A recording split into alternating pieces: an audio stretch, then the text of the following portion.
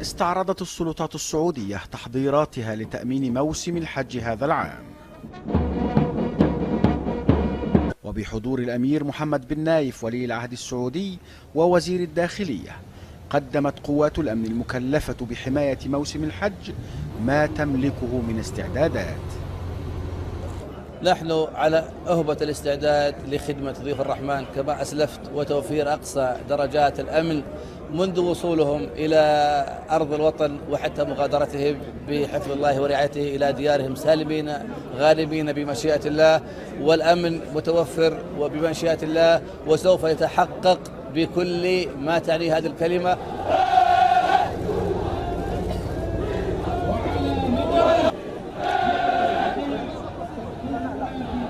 وتقدر وسائل إعلام سعودية أن مليون حاج وصلوا المملكة لأداء المناسك هذا العام.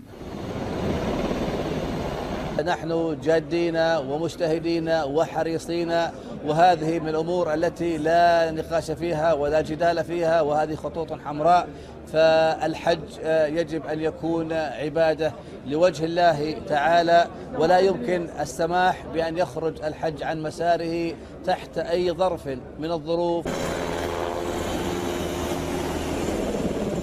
ويأتي موسم الحج وسط توتر بين الجارتين السعودية وإيران، التي أعلنت عدم مشاركة حجيجها هذا العام بعد فشل محادثات التنسيق بين البلدين قبل أشهر.